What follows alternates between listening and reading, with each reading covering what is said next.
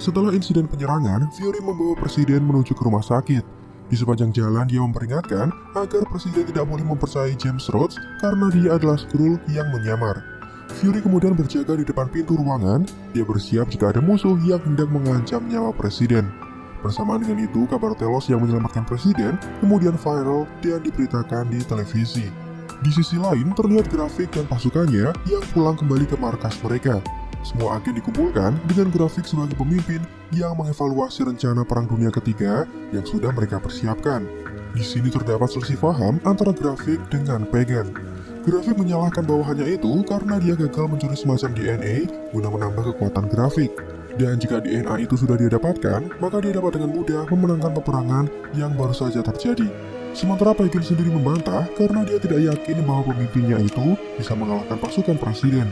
Kegagalan Pagan dalam mendapatkan DNA juga dikarenakan kesalahan grafik yang salah dalam memberikan informasi. Pagan semakin menyudutkan pemimpinnya itu dengan mengatakan bahwa grafik tidak berani untuk membunuh Nick Fury, padahal dalam beberapa kesempatan dia bisa saja melakukannya. Merasa marah karena sudah direndahkan, grafik kemudian membunuh Pagan dengan memanfaatkan kekuatan Groot dan menusuk dadanya hingga tembus ke belakang. Peristiwa ini menyebabkan para prajurit Skrull menjadi takut, terutama dengan Bito yang merupakan prajurit baru dan belum begitu berpengalaman. Pasukan kemudian dibubarkan, tapi mereka diperintahkan untuk mengirim sejumlah pasukan guna mengeksekusi Priscilla Fury alias Farah di tempat tinggalnya. Ya, wanita itu sudah berani membangkang dengan tidak membunuh Fury, jadi dia harus diberi hukuman. Kemudian, grafik menghubungi James Rhodes yang sebenarnya adalah Skrull yang bernama Rafa. Rupanya pemimpin Skrull pemberontak itu ingin mengubah rencana dengan tetap membiarkan Presiden hidup. Namun James Rhodes harus memberitahukan bahwa penyerangan dari Rusia ada hubungannya dengan Skrull alien berubah wujud. James Rhodes palsu diminta agar Presiden menyerang markas para Skrull di Rusia sebagai bentuk adu domba untuk memicu Perang Dunia Ketiga. Semula James Rhodes merasa ide ini gila, tapi dia yakin bahwa grafik memiliki tujuan rahasia di balik rencananya. War Machine itu langsung menuju ke rumah sakit untuk menemui Presiden. Tapi Nick Fury yang mengetahui identitas James Rhodes sebenarnya kemudian mengancamnya. Siapa sangka Skrull itu bisa mengancam balik. Dia memerintahkan agar Nick Fury tidak lagi mendekati Presiden. Selain itu, dalam waktu 60 detik, video penembakan Fury terhadap Maria Hill akan disebarkan, dan pemersatu Avengers itu akan menjadi orang nomor satu yang paling dicari dan menjadi buronan. Fury terlihat pasrah, dia mengikuti rencana James Rhodes dan pergi meninggalkan rumah sakit. Dan benar saja, berita itu langsung menyebar. Seperti sudah menjadi kebiasaan, media memutarbalikkan fakta dengan mengatakan bahwa Nick Fury adalah pelaku pembunuhan Maria, dan dia bersama dengan Skrull berencana untuk membunuh Presiden Amerika. Padahal kita semua tahu bahwa kejadian aslinya tidak seperti itu. Kemudian, terlihat Sonya Fellsworth yang menemui atasannya. Sonya langsung menembak kaki pria itu karena dia menolak membocorkan di mana lokasi dari Dr. Dalton. Para penjaga kemudian datang, mereka sempat ingin melawan Sonya, namun mengurungkan niatnya setelah mengetahui bahwa atasannya adalah Skrull yang menyamar. Kembali lagi ke grafik, dia terlihat sedang bersantai ketika Bito datang. Bito merasa takut untuk melanjutkan misi, terlebih dia sudah melihat apa yang grafik lakukan terhadap Pagan. Ketika grafik menerima panggilan telepon dari James Rhodes, tiba-tiba para Skrull Warrior malah menyerangnya secara bertubi-tubi. Mereka berbalik melawan pemimpinnya karena grafik dianggap sudah sangat keterlaluan dan memiliki sifat yang lebih mengerikan daripada monster. Namun karena grafik sudah memperkuat dirinya dengan mesin yang dia buat, tentu saja dia bukan tandingan bagi Skrull-Skrull yang ada di sana. Sosok itu kemudian memperlihatkan wujud aslinya, bahkan dia membunuh Bito di hadapan masyarakat ramai karena sudah berani melawannya. Kembali ke Nick Fury, dia terlihat menyempatkan diri untuk mampir menuju rumah lamanya.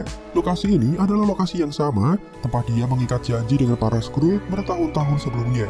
Ketika dia masuk, ternyata sudah ada Gaia yang berada di sana. Rupanya gadis itu sudah tahu bahwa ayahnya tewas dalam upaya untuk membantu manusia. Di sini Gaia mengaku kepada Nick Fury bahwa dia sempat diajak untuk bergabung dalam misi penyelamatan Presiden. Tapi karena dia sadar mereka tidak cukup kuat, ditambah keinginan ayahnya yang menggebu-gebu untuk menyelamatkan Presiden, maka dia memilih untuk absen dan tidak menemaninya. Di sini Gaia juga bercerita bahwa grafik sudah memperkuat dirinya dengan sejumlah DNA seperti Cool Obsidian dan juga Groot. Tapi DNA itu sebenarnya bukanlah yang dia inginkan. Grafik ingin DNA yang disebut dengan Harvest dan hanya Nick Fury yang mengetahui di mana lokasinya. Gaia kemudian mengungkapkan bahwa dia ingin memberikan pemakaman yang layak untuk mendiang ayahnya dan Fury memintanya agar bertemu dengan Priscilla karena wanita itu mengetahui cara pemakamannya. Pada saat yang bersamaan, lokasi Fury kemudian diketahui oleh polisi sehingga dia harus pergi secepatnya dari sana. Sementara itu, Sonya Felsworth sudah mendatangi kediaman Dr. Victor Dalton dan Rosa Dalton. Mereka diinterogasi dan dipaksa menjelaskan mengenai mesin khusus yang sedang dikerjakan oleh Grafik. Setelah mendapatkan penjelasan, Sonya memerintahkan bawahannya agar rumah tersebut dibakar guna menghapus barang bukti sehingga tidak ada yang bisa meneruskan penelitian ini. Di sini Victor Dalton memaksa agar mereka dilepaskan karena jika tidak, Dr. Rosa akan dibunuh dan Sonya tidak mendapatkan apa yang dia inginkan. Namun, karena informasi yang dibutuhkan sudah lengkap, Sonya membunuh Skrull yang menyamar sebagai Dr. Victor dengan menembaknya tepat di kepala. Kembali ke Gaia, dia terlihat sampai di kediaman Priscilla Fury. Keduanya mengambil sikap siaga, terutama Priscilla, yang semula mengira bahwa Gaia adalah perwakilan Grafik yang diutus untuk membunuhnya. Namun Gaia menepis dugaan itu, dia datang untuk meminta bantuan kepada Priscilla mengenai tata cara pemakaman yang benar untuk menghormati mendiang ayahnya. Pemakaman kemudian dilakukan, jenazah Telos dibaringkan di atas kayu kering dan ditutup menggunakan kain putih. Gaia juga meletakkan cincin emas milik mendiang ibunya agar terbakar bersama jasad ayahnya. Terlihat Farah mulai melantunkan doa, memakai bahasa Skrull dan Gaia yang mulai membakar jenazah ayahnya.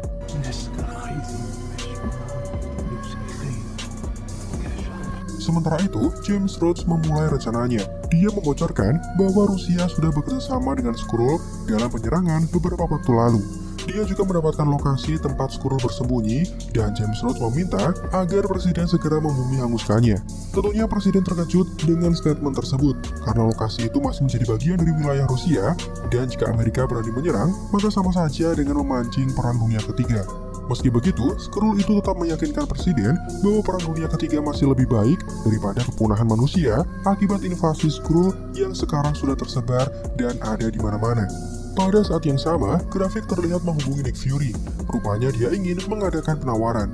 Supervillain itu ingin agar Nick Fury membawakan serum DNA yang dikenal sebagai Harvest, atau jika tidak, maka Presiden Amerika akan menyerang wilayah Skrullos, yang mana menjadi awal dari Perang Dunia Ketiga.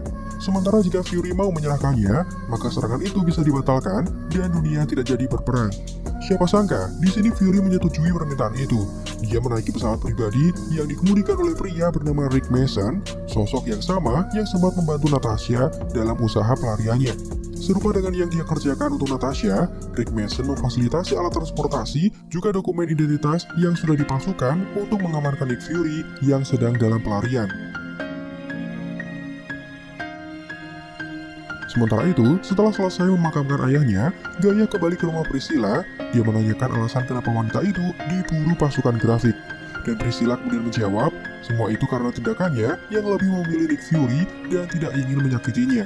Gaia juga bertanya, jika sudah mengetahui bahwa nyawanya terancam, kenapa Priscilla tetap berada di rumah dan tidak melarikan diri? Siapa sangka, wanita itu menjawab dengan perkataan yang cukup menyentuh. Ya, Priscilla sangat menyukai rumah ini dan dia tidak ingin pergi meskipun segera dieksekusi. Rumah ini penuh dengan kenangan. Dia merasa sangat bahagia jika melihat Fury membaca di tepi jendela dengan kulitnya yang terkena pancaran sinar matahari. Momen seperti itulah yang dia rindukan dan menjadi alasan kenapa dia masih bertahan. Tiba-tiba, pasukan yang dikirim untuk mengeksekusinya sudah tiba. Priscilla dan Gaia mengambil senjata juga rompi tahan peluru untuk bersiap melawan pasukan Skrull. Dengan kombinasi keduanya, mereka bisa mengalahkan pasukan Grafik dan Priscilla selamat dari eksekusi.